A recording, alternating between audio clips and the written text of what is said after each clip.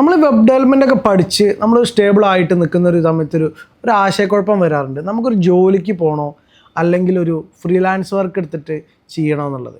അപ്പോൾ ഈ സമയത്ത് നമ്മൾ ഒരു തുടക്കക്കാരൻ എന്നുള്ള രീതിയിൽ ഞാൻ സജസ്റ്റ് ചെയ്യുന്നത് ഒരു ജോലിക്ക് പോകാമെന്നാണ്. ഒരു ജോലിക്ക് പോകുന്ന സമയത്ത് നമുക്ക് അവിടുത്തെ കുറേ എൻവയോൺമെൻ്റ് ആയിട്ടുള്ള കുറേ കാര്യങ്ങൾ പഠിക്കാനുണ്ടാവും. ഞാൻ പറഞ്ഞ റെപ്പോസിറ്ററിയോ കാര്യങ്ങളൊന്നുമല്ല. ഒരു കമ്പനിയിൽ നമ്മളൊരു ഡെവലപ്പറായിട്ട് നിൽക്കുമ്പോൾ എന്തെല്ലാം കാര്യങ്ങൾ ശ്രദ്ധിക്കണം, പിന്നെ അവിടുത്തെ പ്രോജക്റ്റ് ഡെവലപ്മെൻറ്റ് മെത്തഡോളജികൾ, ഈ കാര്യങ്ങളൊക്കെ നമുക്ക് കുറേ കാര്യങ്ങൾ പഠിക്കാനുണ്ട്.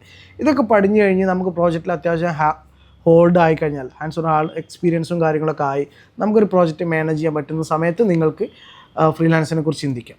ഓക്കെ, പിന്നെ രണ്ടും കൂടിയൊക്കെ ചെയ്യുന്ന ആൾക്കാർ ചെയ്യുന്ന അത്രയും നല്ലതാണ്. പക്ഷേ അതിൻ്റെ ലീഗൽ വശങ്ങളൊക്കെ നോക്കിയിട്ട് വേണം ചെയ്യാൻ. ഒരു കമ്പനിയിൽ ജോലി ചെയ്യുന്ന സമയത്ത് ഫ്രീലാൻസിങ് ചെയ്യാൻ പറ്റില്ല എന്നാണ് എൻ്റെ ഒരു അറിവ്. അപ്പം അങ്ങനെയൊക്കെ ചെയ്യാൻ പറ്റുമോ എന്നുള്ള കാര്യങ്ങളൊക്കെ നോക്കിയിട്ട് വേണം ചെയ്യാൻ. അതൊന്നും ഒരിക്കലും സജസ്റ്റ് ചെയ്യുന്ന കേസല്ല, പറ്റൂലെങ്കിൽ, ഇല്ലീഗലാണെങ്കിൽ. ഓക്കെ, അപ്പോൾ ആ കഴിഞ്ഞിട്ട് നമുക്ക് ഫ്രീലാൻസ് വർക്ക് ചെയ്യാം. ഫ്രീലാൻസ് വർക്ക് ചെയ്തപ്പോൾ നമുക്കറിയാലോ ഗുണങ്ങൾ എന്ന് പറഞ്ഞാൽ കാശ് പേയ്മെൻറ്റൊക്കെ കിട്ടും.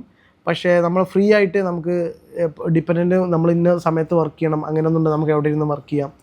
കൂടുതൽ ആൾക്കാർ ഇപ്പോൾ ട്രാവലിംഗ് ചെയ്യുന്ന ആൾക്കാർ കുറേ ആൾക്കാരുണ്ട്. അപ്പോൾ അവരൊക്കെ സംബന്ധിച്ച് ഫ്രീലാൻസിങ് തന്നെ ചെയ്യാൻ പറ്റുള്ളൂ, ഓഫീസിൽ വരാൻ പറ്റില്ലല്ലോ. അപ്പോൾ ഇങ്ങനത്തെ കാര്യങ്ങളൊക്കെ നോക്കിയിട്ടാണ് നമ്മളൊരു ഫ്രീലാൻസിങ് വേണോ പിന്നെ ജോബ് വേണോ സെലക്ട് ചെയ്യുക. ആദ്യം തുടക്കത്തിൽ നമ്മളൊരു എക്സ്പീരിയൻസ് ഒന്നും ഇല്ലാത്ത സമയത്ത് ആദ്യം ഫ്രീലാൻസിങ്ങിന് പോകുന്ന ഒരു നല്ലൊരു തീരുമാനം ആവില്ല. അത് എൻ്റെ ഒരു കരിയറിന് തന്നെ ഒരു ബാധിക്കാനുള്ള സാധ്യതയുണ്ട്. കാരണം നമ്മളൊരു മുറിവൈദ്യൻ ആളെ കൊല്ലും എന്നല്ലേ പറയാം. അപ്പോൾ അതുകൊണ്ട് നല്ല എക്സ്പീരിയൻസ് ആയതിന് ശേഷം ഫ്രീലാൻസ് ജോബിലോട്ട് പോകുന്നതാണ് നല്ലത്. അതുപോലെ തന്നെ ഒരു സ്റ്റാർട്ടപ്പ് തുടങ്ങുകയാണെങ്കിലും.